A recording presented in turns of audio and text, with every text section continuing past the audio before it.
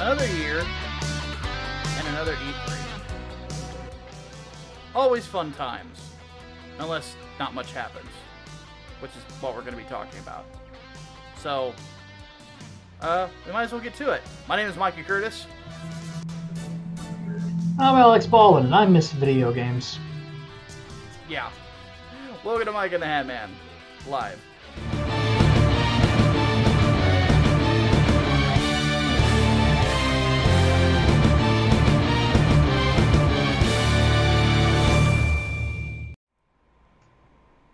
Alright, before we get to,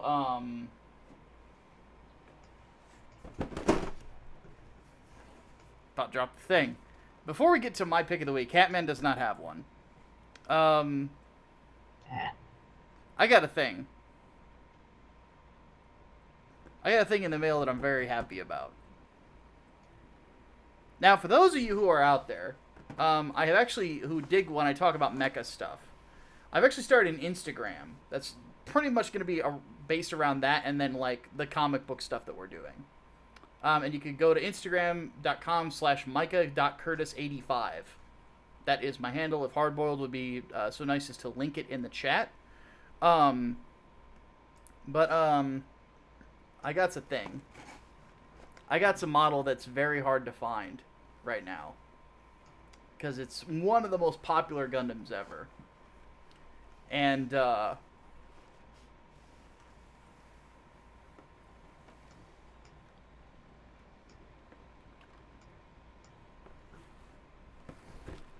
it's mine!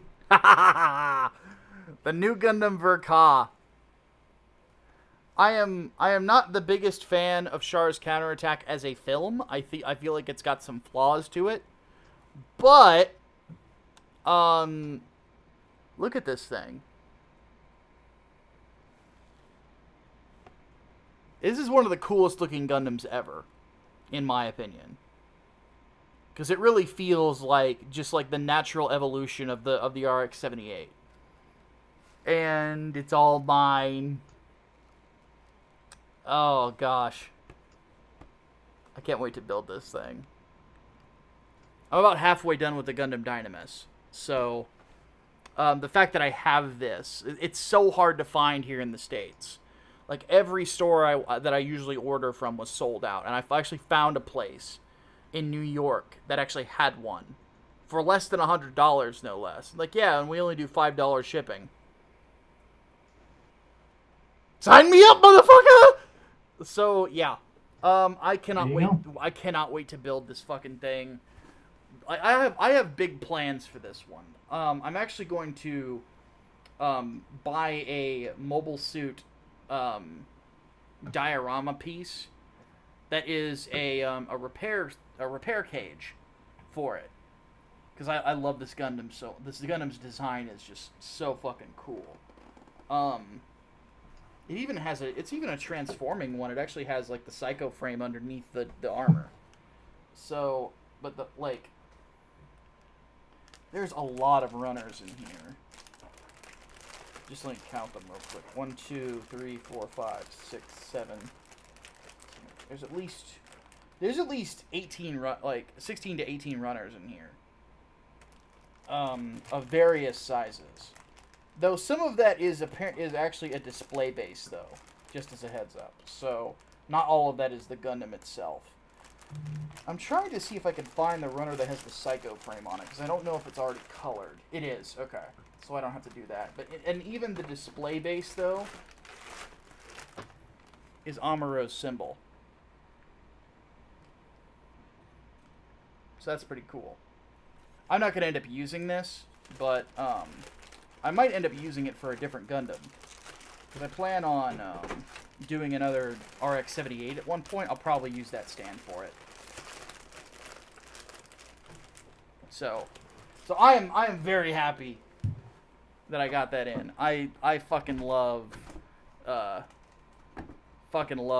building model kits. So, and painting them and all this other stuff. It's so much fun for me. And thank you guys for supporting the hobby, because it's yeah. So great for...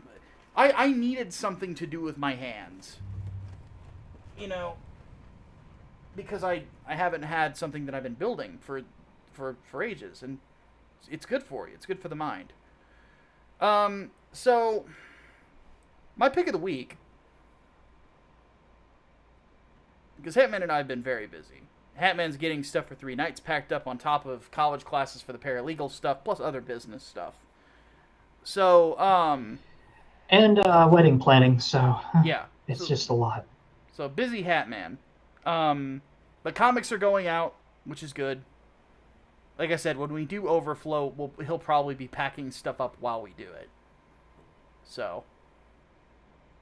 But anyway, my pick of the week is one of my favorite metal albums of all time. I'm actually wearing a Devil Driver shirt right now from this album. One of my favorite albums ever, The Last Kind Words. This album came out, I want to say, back in all the way 2007. So it's been 14 years since this album came out. Let me check that real quick.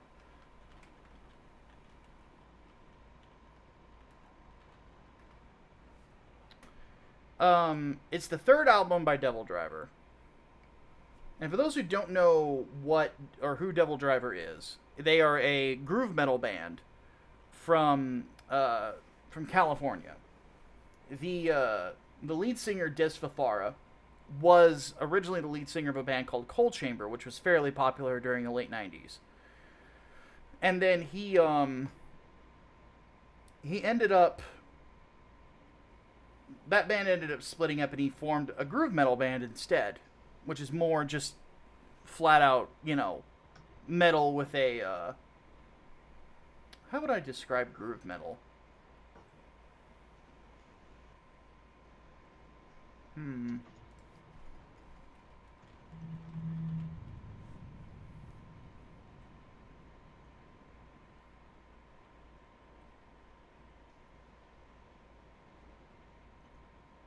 It's a little bit slower, and it just has more of a groove to it, I guess, is the best way to put it. Pantera, like stuff like Pantera, Machine Head, they could be fast and thrashy when they want to, but oftentimes there is a focus on a particular sort of groove rhythm. So, with very raspy vocals. So, Devil Driver, The Last Kind Words, 3rd album. Their 2nd album was good, but it wasn't what I really felt. I remember when it came out because I'm an old man. Their first album was called The Fear of Their Maker's Hand. It came out my sophomore year of college. Their first album I wasn't that impressed by. It's just called Devil Driver. It has like a few good songs on it. One of my favorite, of course, being the same that everybody's favorite is from that fucking album, and it's I Could Care Less.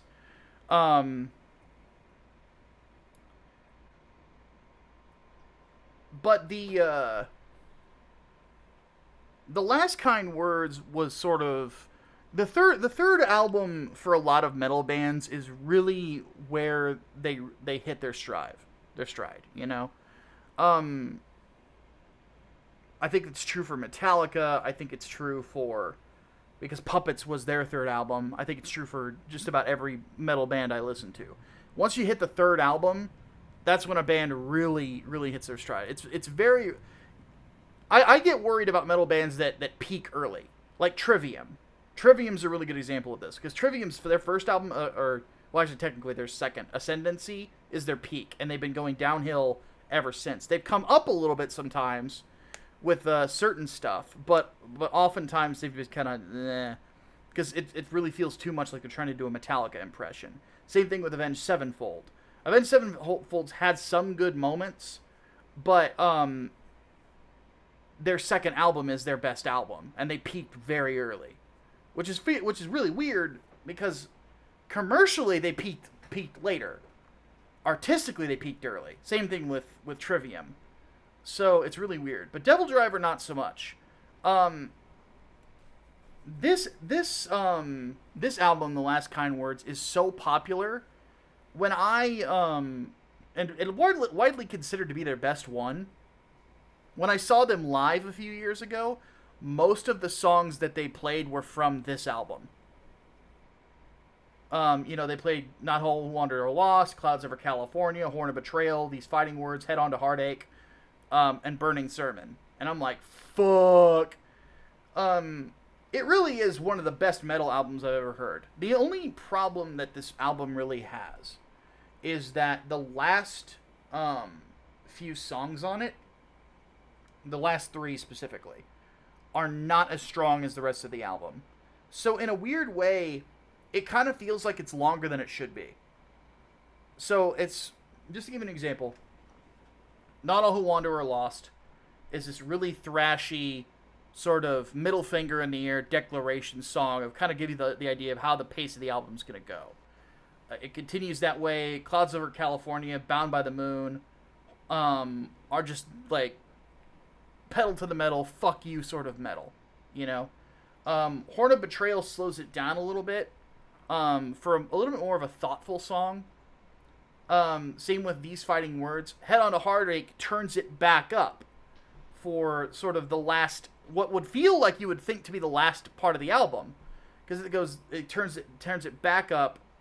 And then Burning Sermon and Monsters of the Deep are just like, Monsters of the Deep would be an amazing album ender, because it has this, I wish I had my bass with me, I'd play the bass line for you, but has this just rumbling bass line, butter na na na na na na, butter na na na na na na, butter na na na na na na,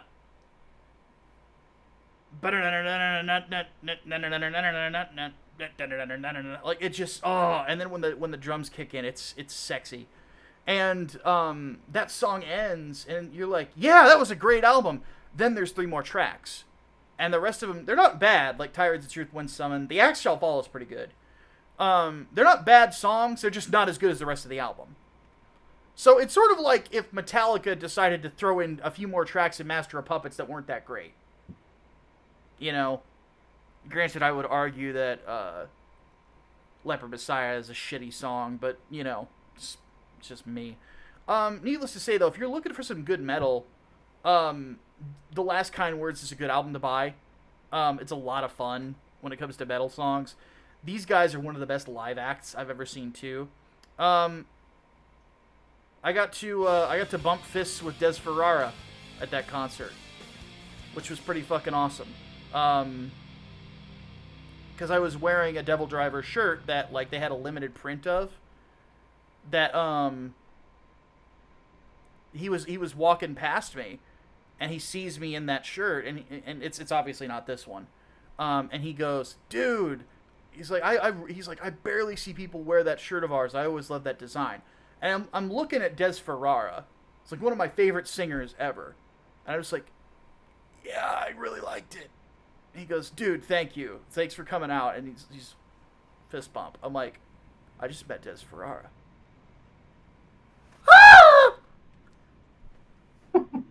So, awesome. If anybody ever shows this to Des, thank you. You are awesome. You're breathtaking.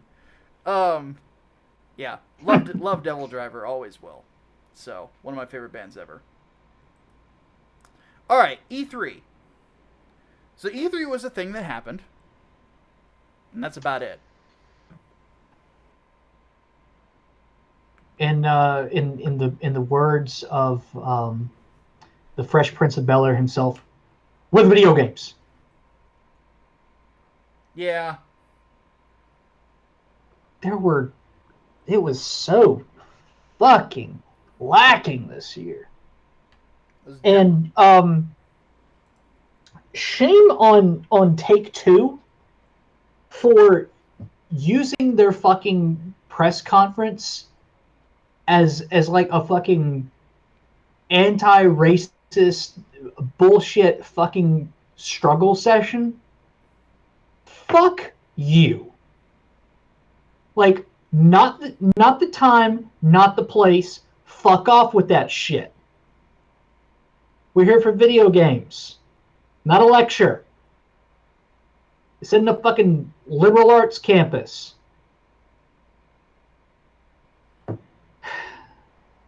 But yeah, as Chad has pointed out, the only winners were fucking Microsoft and Nintendo. And even then, like, the biggest thing I was hoping to see out of Microsoft's was Halo Infinite. And what did we get? Cortuna. More or less. more or less nothing.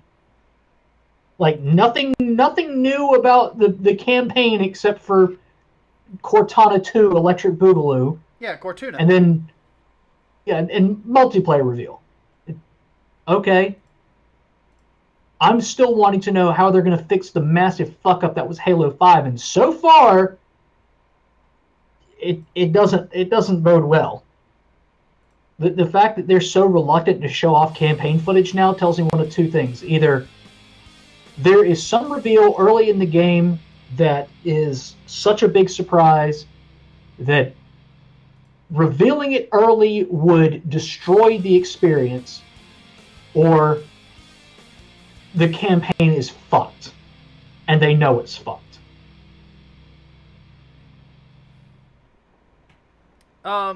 I think if there was a winner, it goes to Nintendo. And even then, the big thing is this. They remembered that they make Metroid.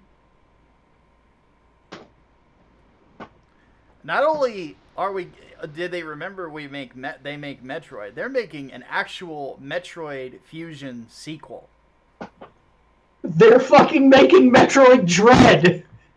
I'm excited. Metroid fucking Dread. It looks fucking awesome. That we've been talking about for almost 20 fucking years now.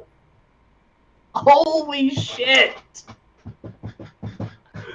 Oh my fucking god. For those not in the know, yes, many eons ago, Nintendo announced, like, I think it was either through IGN or through Nintendo Power, that a sequel to Metroid Fusion was in development called Metroid Dread for the Nintendo DS.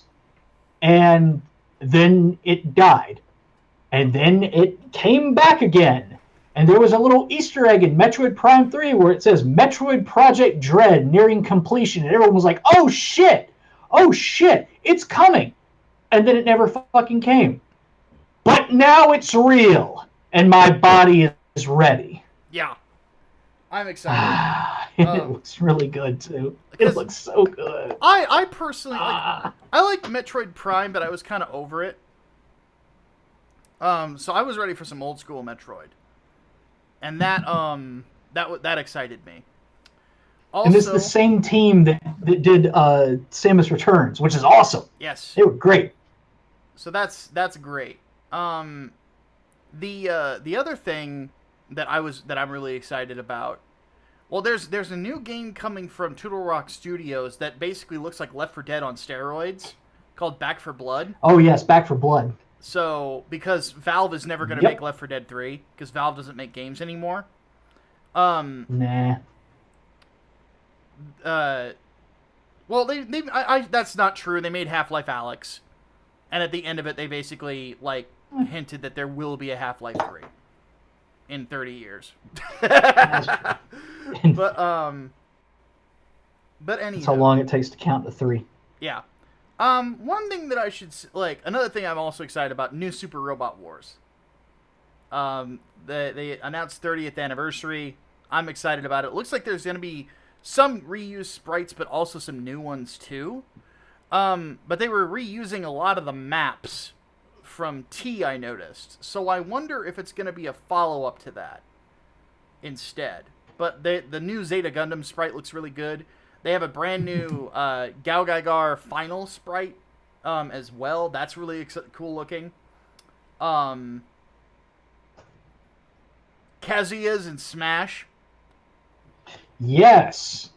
And it looks like that's his complete Tekken moveset too. Yeah. Like, not watered down at all. So that's awesome. That's fucking awesome. Hell yeah. And the Tekken sound effects were in it too. Did you notice that? Yes. I was surprised they. It was. I was very surprised they picked Kazuya though.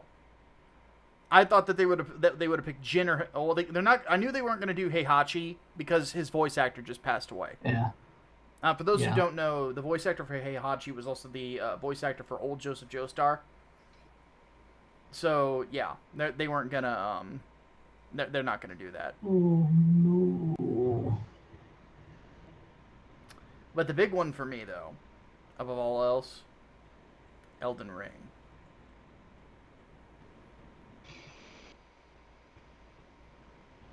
Elden Ring looked so berserk it hurt. I kind of teared up because there's one specific shot in it. There's actually a lot of homages to Berserk in it. It's basically like it looked like George R.R. Martin, which I've actually heard has read Berserk, and Miyazaki wanted to make a Berserk game, but they couldn't, so they made just a game that is as Berserk as possible. And there is a specific shot of a werewolf in black armor with a giant sword on his back. And that hit me. And I'm like, oh man, that's awesome. So, not a lot to get excited about, but there were some things to get excited about. Like the areas that it hit very well. I'm like, shit. Like, that's awesome. But other than that though, I had a feeling that this was not going to be a very eventful E3. I didn't think it would be. The reason being is that COVID. COVID really, like, a lot of people don't realize, like, COVID really hurt the games industry. It really slowed a lot of things down for the gaming industry. And as such, you know, there wasn't going to be a lot announced. Not really. You know, which is kind of unfortunate. But, I had a feeling that was kind of inevitable.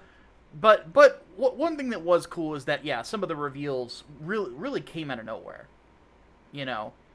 I was hoping, though, that we would hear more about the next Final Fantasy VII Remake installment. Though I will say I have watched some gameplay of Remake Intergrade, which is the HD, or the remastering of FF7 Remake, which is free for anybody who owns the original, who owns it. Which is fucking awesome for me, because I do own it. I bought it, I pre-ordered that shit. Like, I love Final Fantasy VII. And I'm of the opinion that, like, I mean, let's just put it this way. Last year, Doom Eternal came out. Final Fantasy VII Remake was my game of the year. What does that tell you? You know? But anyway, like, that's basically told me, like, I need to get a PS5, mostly for that. So...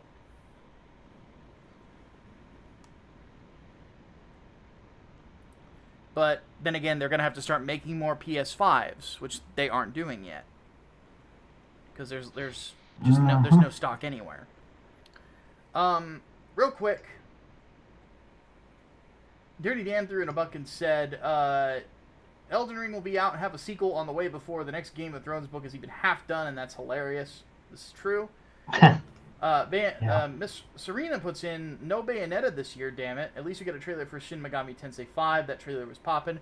I did see that. I'm not a Shin Megami Tensei guy, but it did look interesting. It didn't look like Persona, which was nice. Yeah, the line... Yeah, I'm not huge into either one, so... Yeah. But then, somebody reaching out me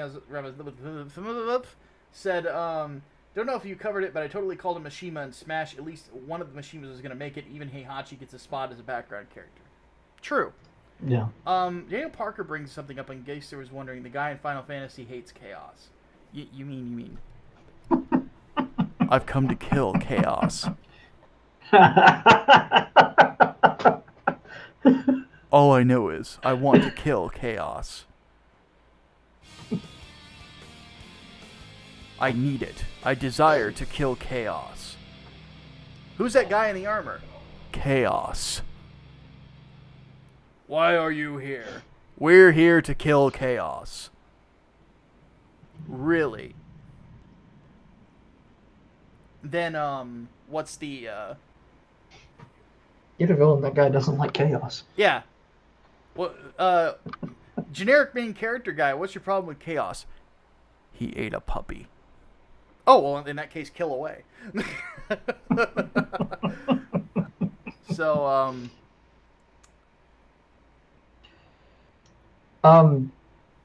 Was anyone else like really upset that Sony was a no-show this year?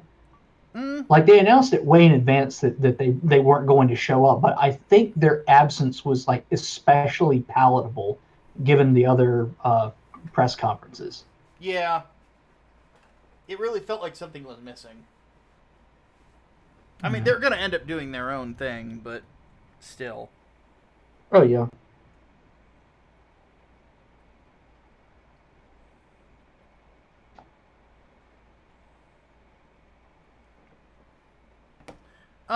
So yeah, I'm not, kind of an anemic E3, but kind of, again, I'm not really surprised that it was.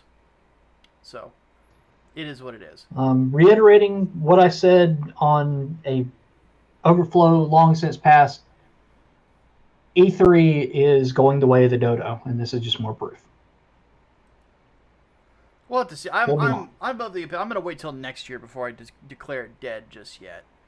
But let's go ahead and talk about something that's very unfortunate.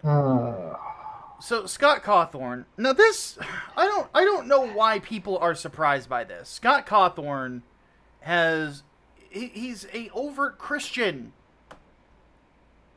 Yes, he made Christian games before Five Nights at Freddy's. This has never been a mystery at all. It's always been out there and straightforward. So people raising hell that he gave money to Republicans. Oh, fuck. Stop the damn presses. Yeah. Now, here's the thing about Scott Cawthon. Scott Cawthon is like he has super fuck you money. Like, I could only imagine what this dude's net worth is. Does. Because Five Nights at Freddy's sold like hotcakes.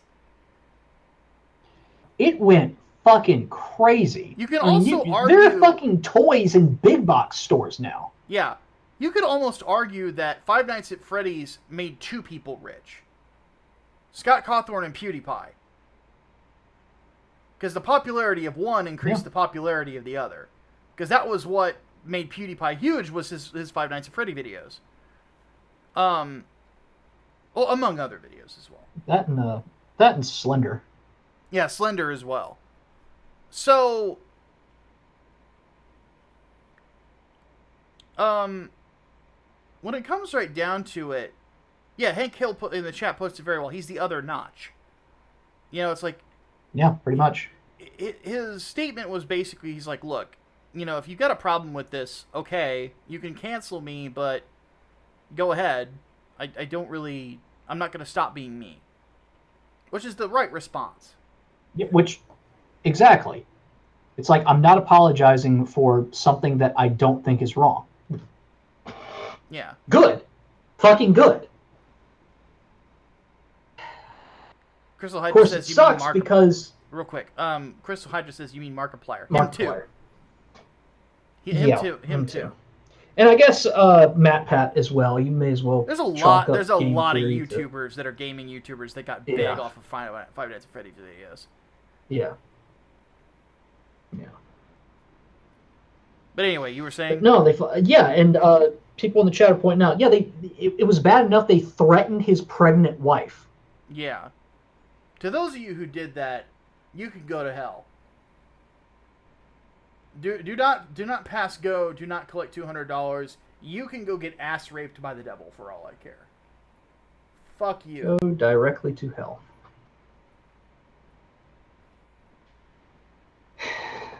It sucks though because he still gave up a scalp anyway in retiring, which, like, I get it. He died on his feet, but he still died. It'll last about 5 minutes until he wants to make something new.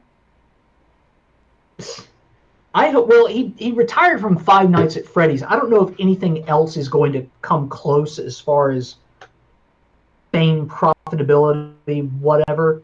Like, but frankly, at this point, as long as he's fucking happy, I really can't say much else. It's just I hate the fact that there are people who are going to see it as a win.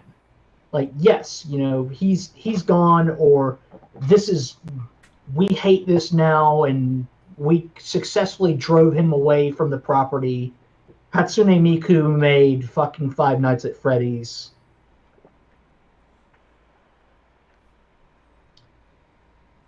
Tumblr banning porn was a fucking mistake, because maybe then all the children that were so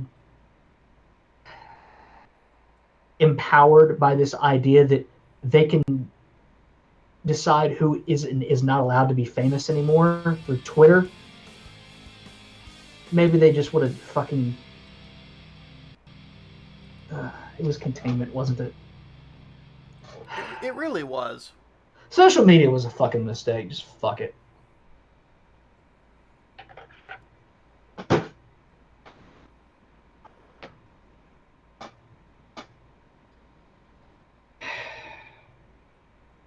Spudley says there's a hashtag on Twitter thanking him, which is good.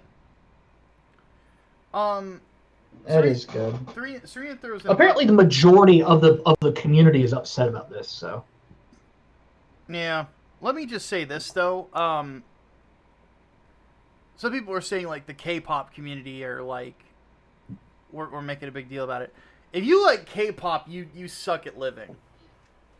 You have shit taste. Come at me, bro.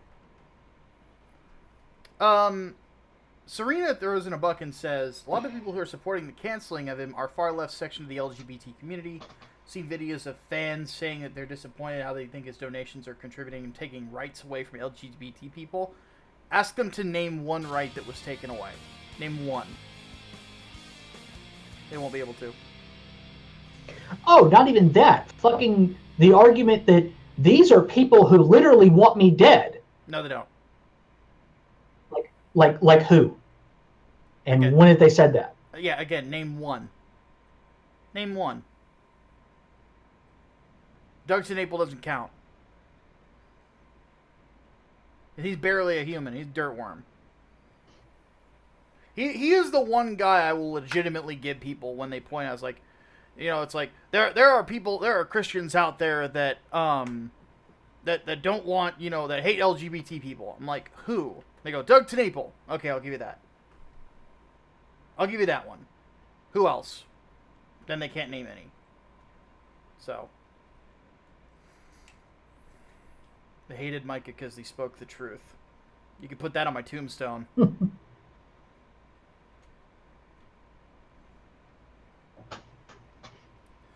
Chaos Sonic threw in a bucket and said, I'm betting either Scott was planning to retire anyway and he'll come back.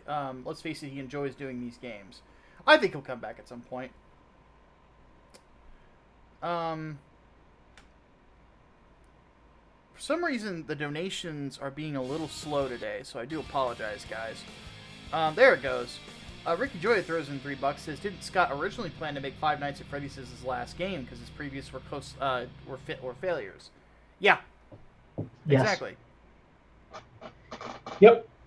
And then he made a sequel, and then another sequel, then another sequel, which was supposed to be the last one, and then he made more. Yep.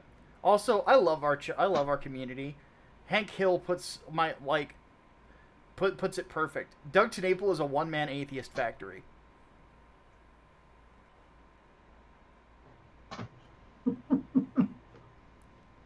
Comment of the week. Right there. Doug Snaple is a one-man atheist factory. That is... I'm stealing that. Like, that's awesome. That's a great line. And then, last donation I'm going to read before we move on to the final topic. The people who think that Scott should be held accountable for his donations to Republicans, why? I noticed that all these people hate Christians, see religious groups as automatic bigots. They don't think that Christians are a protected group and far... God. These people can go suck whatever genitals they find least appealing. We'll leave it at that. Alright, final one. Speaking of the gays...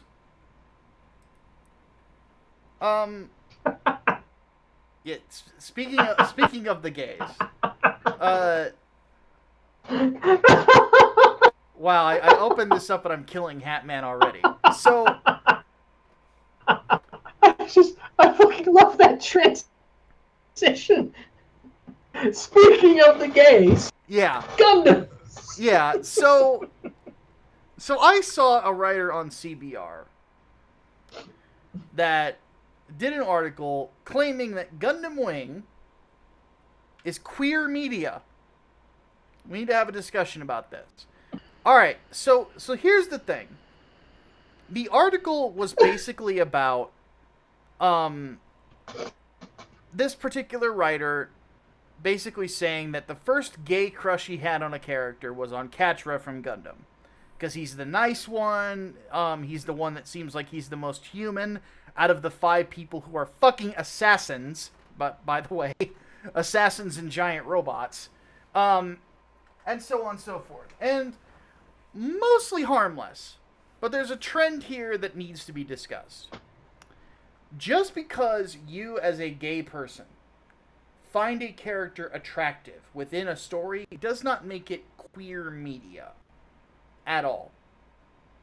Your headcanon that a particular character is gay when they are not, when it's never even implied, does not count. We don't care.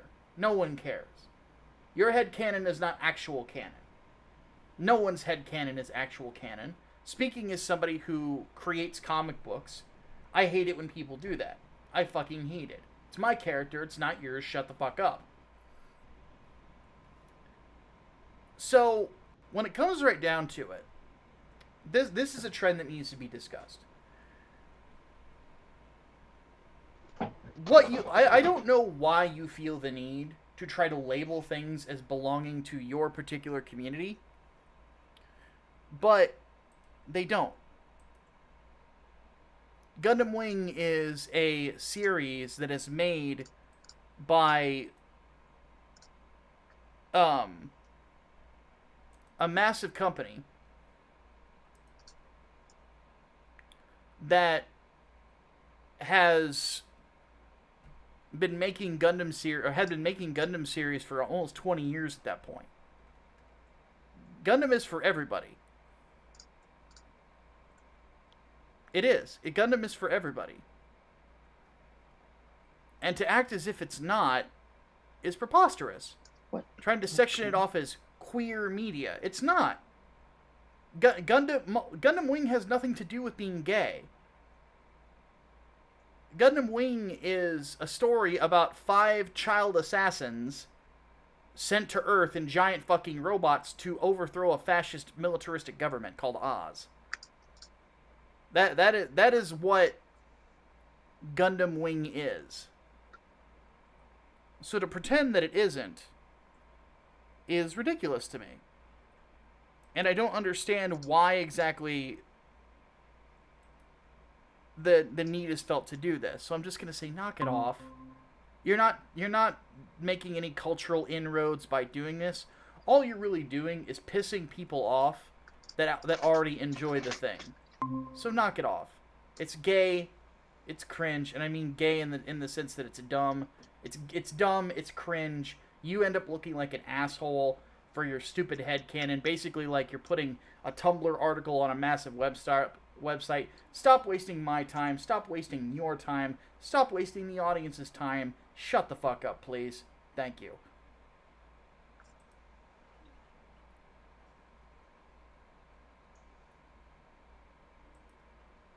Okay, Hatman, are you back? For some reason it's saying my microphone's not working. That's very strange. Hold on 1 second, guys. My computer's being a little wonky.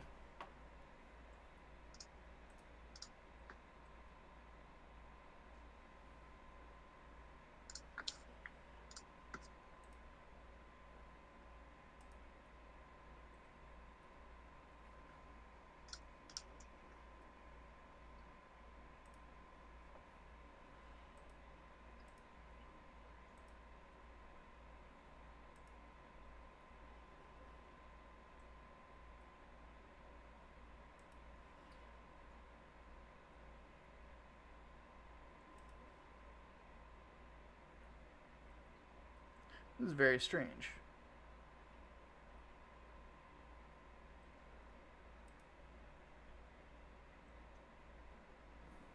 I don't know what's going on.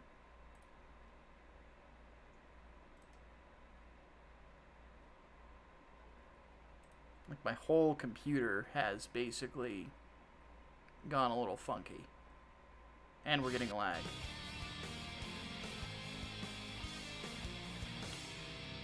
Alright guys, bear with me for a little bit. I'm going to extend Q&A until I can fix this. So, I do apologize.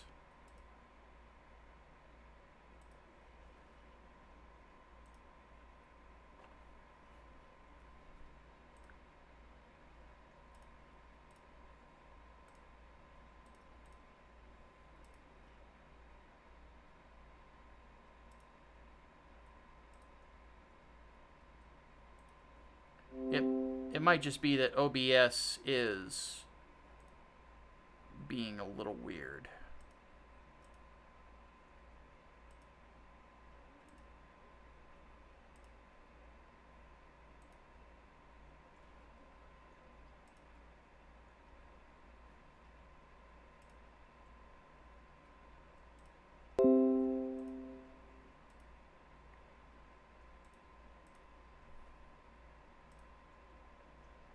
Okay.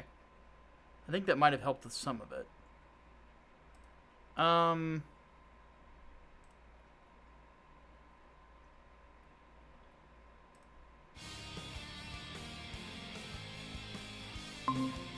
Hatman's back. Okay, good. It fucking worked, or at least I hope it fucking worked. Yeah, there was an issue on my end. I've got it fixed. So... no, it was an issue on my end because it wouldn't even let me come back in. That's weird. Well, I also had an issue with the encoding. So I went ahead and fixed that. Well, I switched to browsers, so... fuck Google, by the way. Let's see here. Getter Emperor Prophet threw in a buck and said, Gundam as queer. I guess Mazinger Zero is about the extermination of the gays, and Getter Robo is about how gays are an embarrassment to evolution. And then, Damos threw in a buck and said, funny they try to act as if Gundam is queer, given how the Gundam franchise as a whole tends to be very conservative-leaning IP.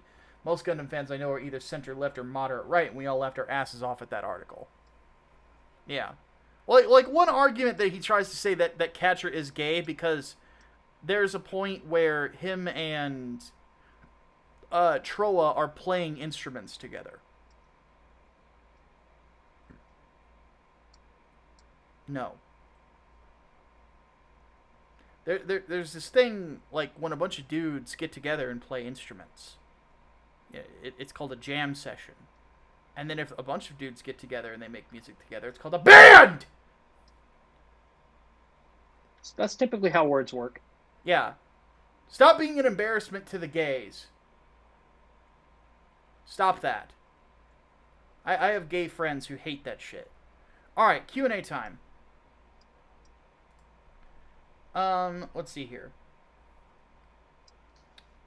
So, Devo says here, she's been rereading Trinity Blood. She's a huge fan, for those who don't know. And Servant and Rise Khan as her witnesses. The anime toned the main villain, Cain Nightlord, down a lot. In the anime, he was a Sephiroth-like villain, but replaced the Oedipus complex with a Big Brother complex. In the manga, he's a fusion of the Big Brother, the Judeo-Christian Devil, and Kefka. Interesting. Jaw drop nonstop. He's not only delightfully funny, but disturbingly horrifying, encapsulates every aspect of insanity. Give me just one sec.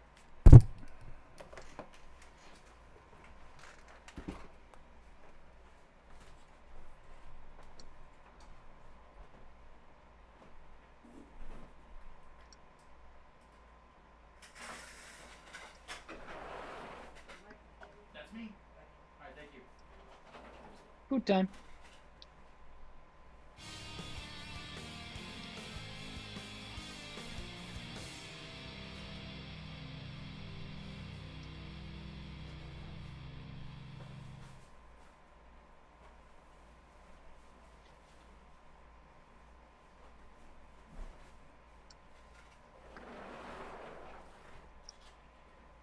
Hey, Hatman, take over for questions. I have my delivery for groceries came in very early. I have to put this in the fridge right now. Groceries. Okay. Do.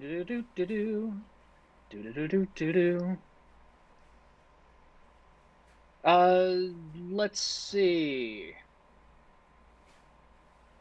Rise Khan says, will entertainment companies finally wake up and see woke shit doesn't sell, considering every entertainment industry that panders goes down at breakneck speed? No. No, they won't, because that's been evident for the last, 6-7 years, and they're still doing it. I don't know about you, but, earnings reports are a quarterly thing. They've had a number of times to change their fucking minds. I mean, even for productions that take years to come together, they've had time. It's just they won't do it. I think a big thing to do with that is the fact that they will get a shit ton of bad press if they do. I don't know about you, but bad press kind of gives the implication that the people feel a certain way about something. So maybe that's what's going through their heads. I don't fucking know. Zion the Blank says, I've come before you today to spread the holy word of DCS, Digital Combat Simulator. Oh, God. Oh, God. Oh, God. Since every module is free to try on the standalone client right now, are you bad enough dudes to play the most realistic combat flight sim a civilian can buy and stop the trees from freaking Vietnamese? Buddy, I tried to play Mech Warrior with 3 controllers at once, and it was a nightmare. So, no, thank you.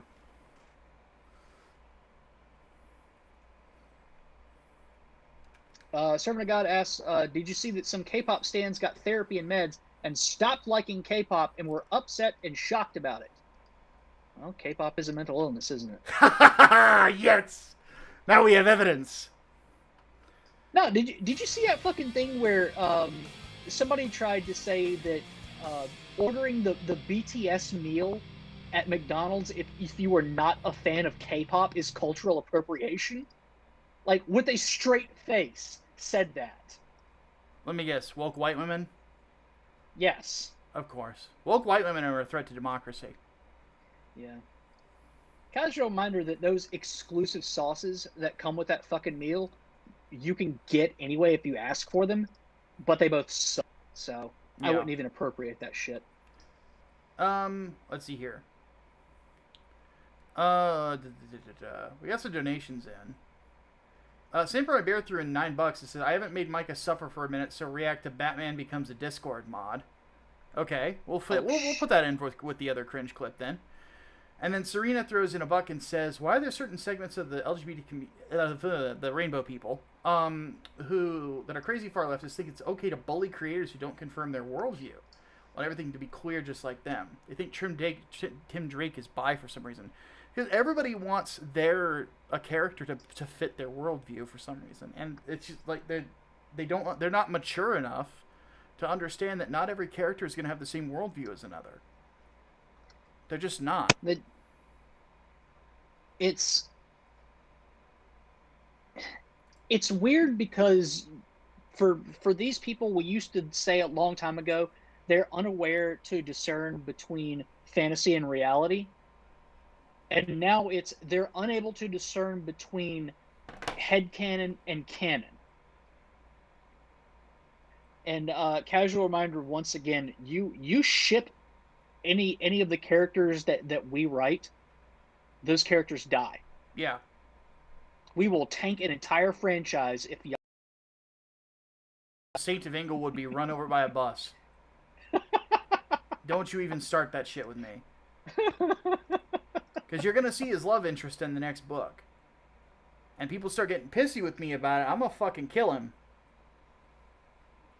And I'll make the new Saint of Englewood a white southerner. I will be the saint. Yeah.